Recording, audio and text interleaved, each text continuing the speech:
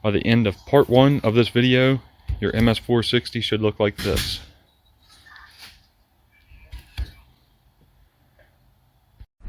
Welcome back to the Tractor Tech channel. I'm Roger. Today I'm assembling another Farmer Tech saw. Here's what these saws look like when you purchase them. This saw is going to be an MS460. I'm going to set the saw down on the floor, go ahead and get the crankcases out of there. I do have the crankshaft in the freezer. It's been in the freezer for a while, so it's ready to go for assembly.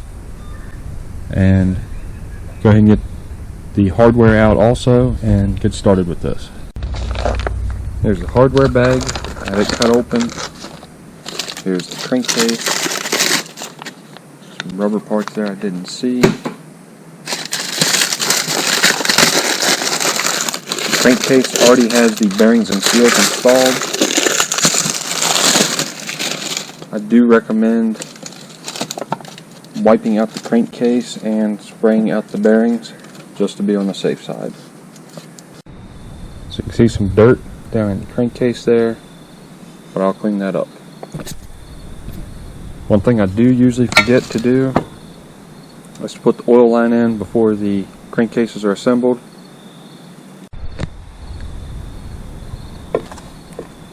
If you look there, you can see some dirt down in the crankcase.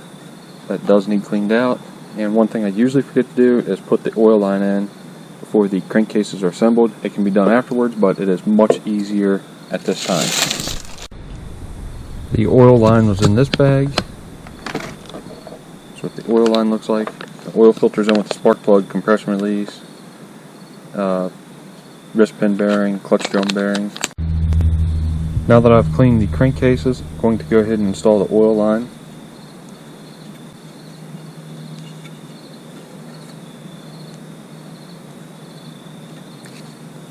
And that is very easy now to get the filter on.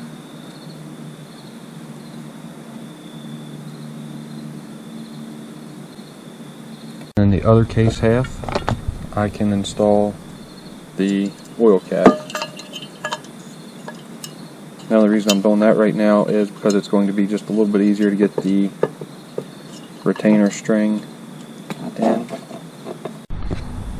My gasket is slightly deformed from shipping, so I'm going to use a little bit of this 3M weather strip adhesive. I'm going to put it up here at the top of the oil tank area.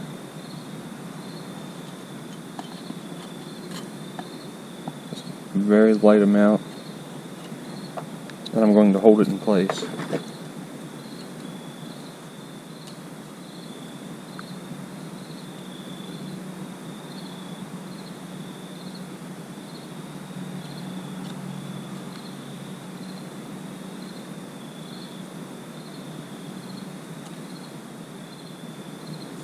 Alright, that looks pretty good.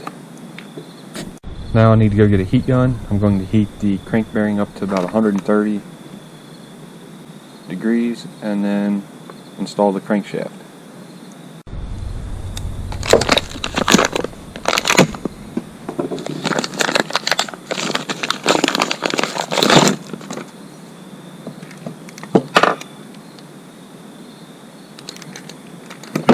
Okay, I'll heat it again.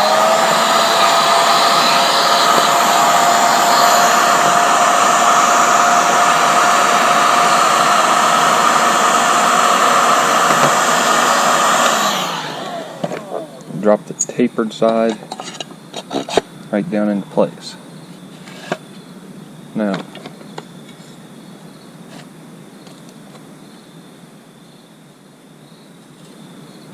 repeat the same process on this side.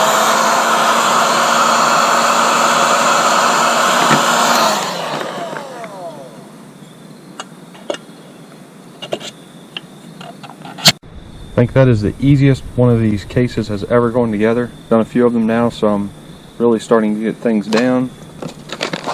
Now I need to find the hardware to bolt the case together. So again, the tapered side of the crankshaft goes to this side, the flywheel side. Then this side goes over to the clutch side.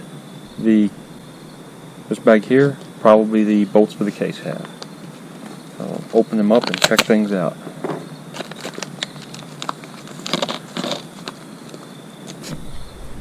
You almost need to have a trash can close by when you're doing one of these projects, because all these bags, you start generating a lot of trash quickly, and boxes. But I do recycle the cardboard too, so the plastic just gets thrown away.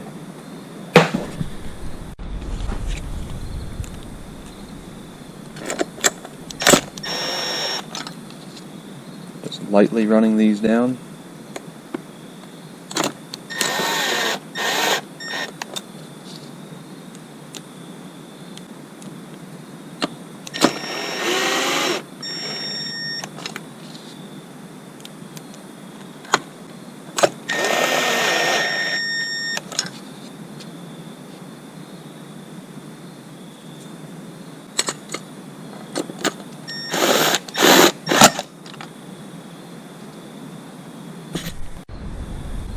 So we have 1, 2, 3, 4, 5 crankcase bolts, and there are 2 left over from that bag that will be used for something else.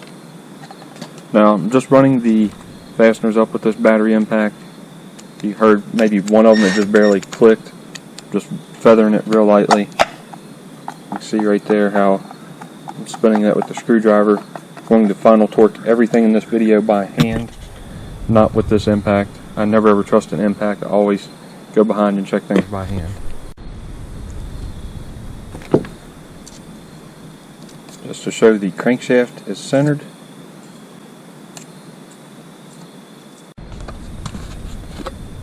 I'm going to pour a little 2-cycle oil on the rod bearing.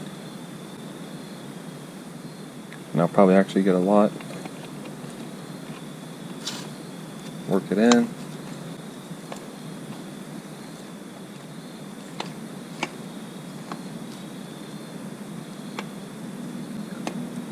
Alright, now we're ready for the piston to be installed on the crankcase. Piston and cylinder in a box that looks like this, even labeled 52mm 046 460 piston. Get the piston out, wipe it off, cylinder,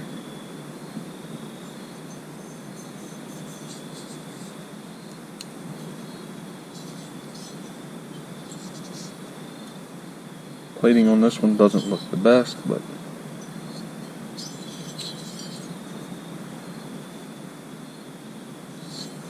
just make sure there's nothing to scratch the piston on the ports. Make sure all your ports are beveled good. I'm going to put a plug in this cylinder. Not going to run the compression release. The Farmertech compression releases aren't very reliable.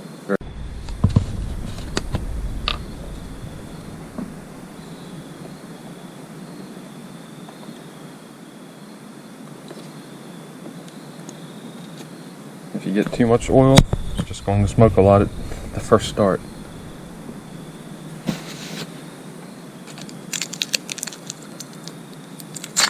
Get the wrist pin now. I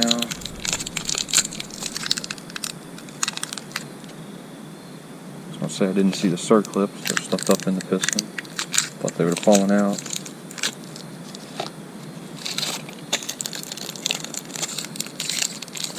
See what these circlips look like. It usually is advisable to run OEM circlips.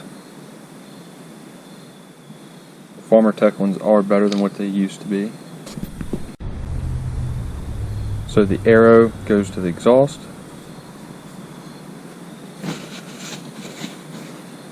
The arrow goes to the exhaust, so that would be that way. I'm going to put the circlip in this side because I have a nice opening on this side to install the flywheel side.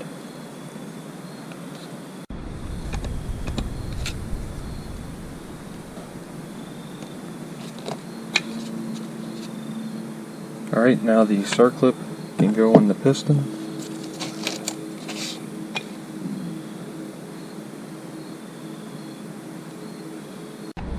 With both circlips installed, the piston rings can go on. This is the top of the ring, this is the bottom. Watch for the locating pin when you install the rings.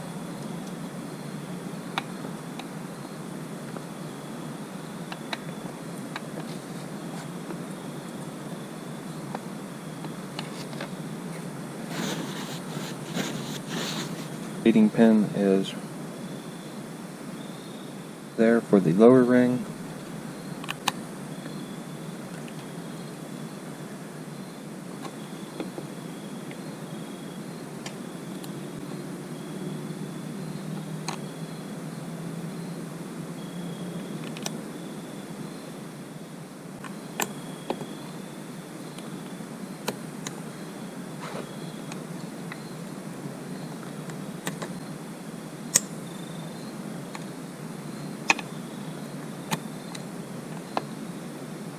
Alright,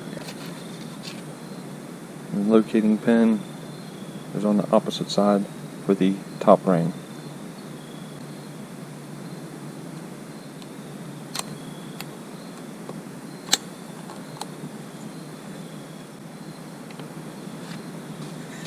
Alright, now we are ready for the cylinder to go on.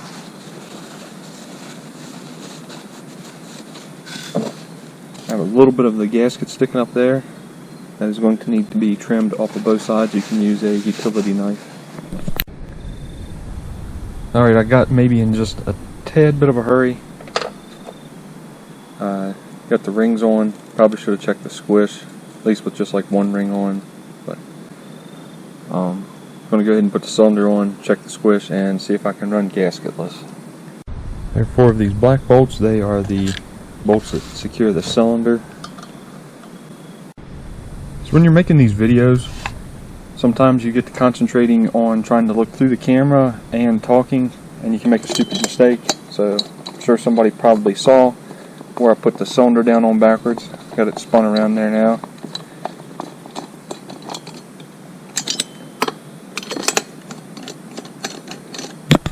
So unfortunately the squish on this saw is so loose it's not even compressing the solder I have, so it's probably in excess of 30 thousandths without a gasket. So I'm going to put Moto Seal on the cylinder and the crankcase instead of a gasket. While I was in my chainsaw small parts organizer, I also got the plug for the compression release and a spark plug. That's where I keep my Moto Seal. So go ahead and get that sealed up.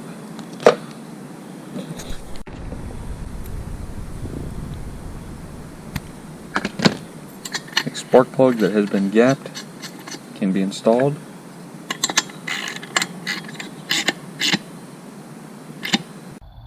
Alright, the spark plug is installed.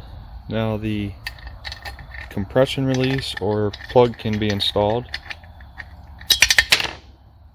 I think you kind of get the picture. My other camera went dead, so I'm using my cell phone to finish this up.